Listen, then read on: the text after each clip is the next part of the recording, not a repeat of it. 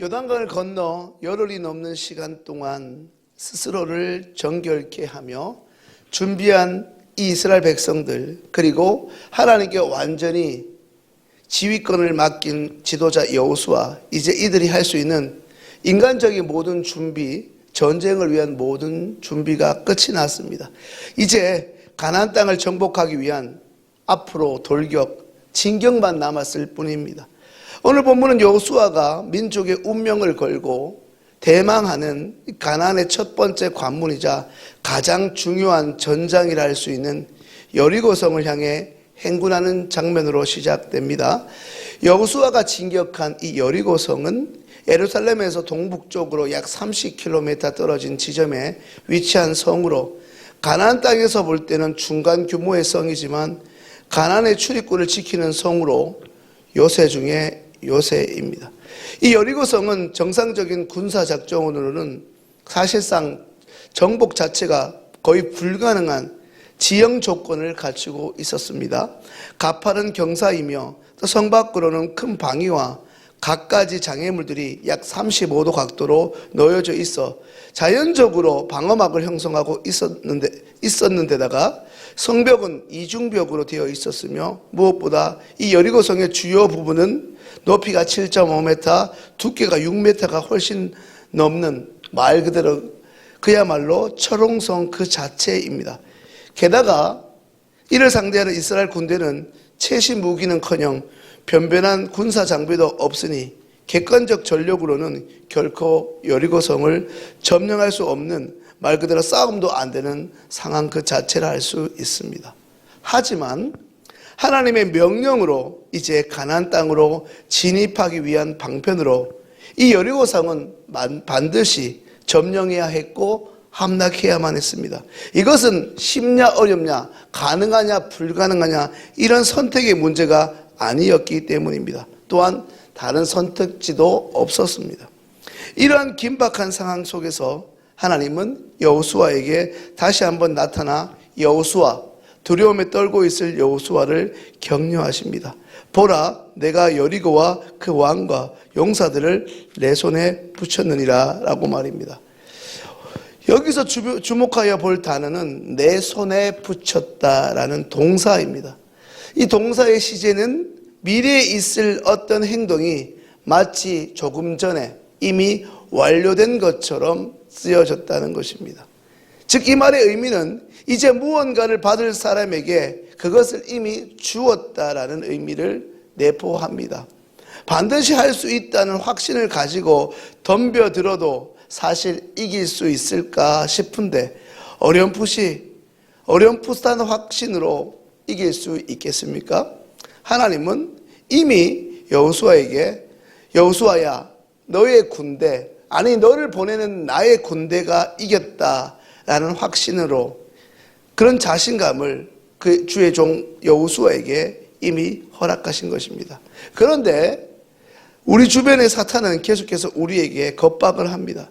세상이 너무나 커 보이도록 만들고 세상이 너무 무섭게 만들고 더 나아가 우리가 하나님이 허락하신 어떤 일들을 스스로 작게 여겨 포기하도록 합니다.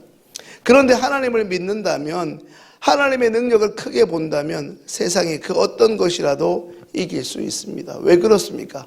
하나님이 세상을 이기신 분이기 때문입니다. 그 하나님이 오늘 우리에게도 능력을 주시며 함께 하시기 때문입니다. 사랑하는 성도님들, 오늘 우리에게 이 새벽 주어진 본문을 통하여 살펴볼 수 있는 것은 첫 번째, 바로 하나님의 사람이라면 하나님이 주신 승리를 확신할 수 있어야 한다는 것입니다. 방금 말씀드렸습니다. 누가 주신 확신입니까? 내 경험치에 의한 확신이 아니라 전쟁의 승리를 허락하시는 하나님이 주신 승리를 확신할 수 있어야 한다는 것입니다. 그리고 나서 이제 하나님 주신 그 승리 확신이 서 있는 사람이라면 그 다음 두 번째 해야 할 일은 믿음으로 행동하는 것입니다. 하나님이 여호수아를 통해 소위 브리핑해 주신 이 여리고성 공격 작전은 사실 앞서 말씀드린 것처럼 말도 안 되는 너무나 어이없는 허무맹랑하게 그지없는 성 주위를 그냥 뺑뺑 돌라는 것이죠. 무기를 점검해라. 성벽을 부술 만한 특별한 무기를 만들라.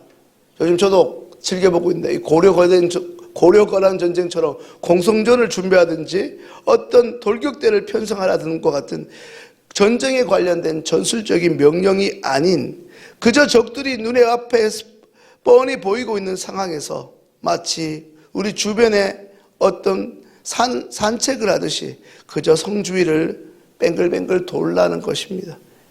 그것도 단 한 번이면 두 눈 질끈 감고 한 번 해보겠는데, 매일 한 바퀴씩 마지막 날엔 무려 7바퀴를 돌라고 하니 이건 똥개 훈련시키는 것도 아니고 무엇입니까? 여호수아와 그의 군대에게 너무나 황당한 명령이었지만 하나님의 사람 여호수아는 하나님의 말씀을 진지하게 받들고 이제 믿음의 순종을 감행합니다.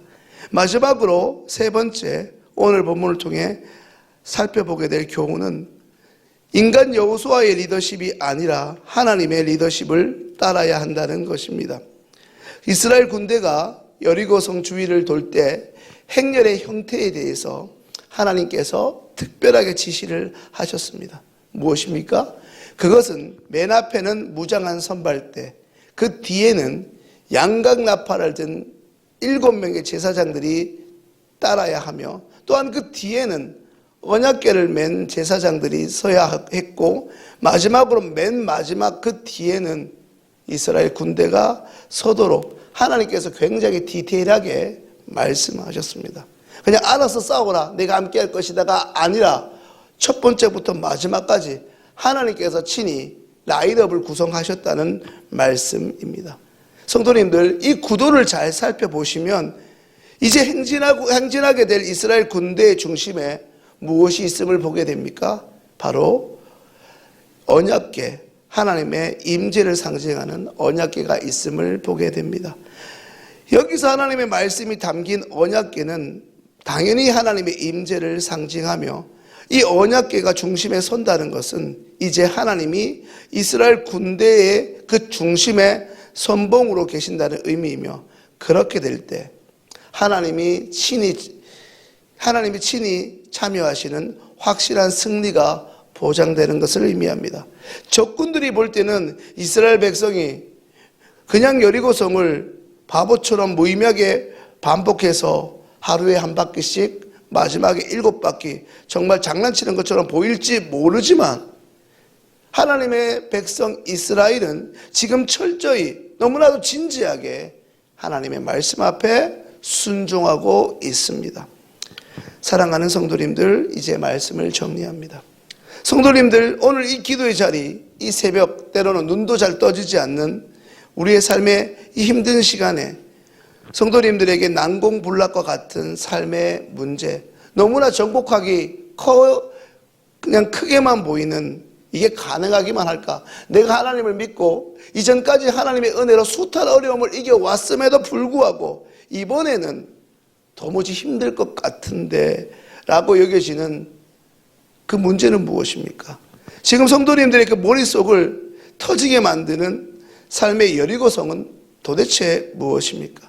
오늘 우리에게 주어진 본문의 말씀을 통해 하나님께서, 성도님들께서 말씀을 듣는 순간에 깨닫게 하시는 중요한 것 중 하나는 하나님의 사람과 하나님의 사람들이 모여있는 그 공동체가 그들의 중심에, 그들의 삶의 중심에, 주변부가 아니라 그의 삶의 중심에 하나님을 모시고 있는가 하는 것입니다.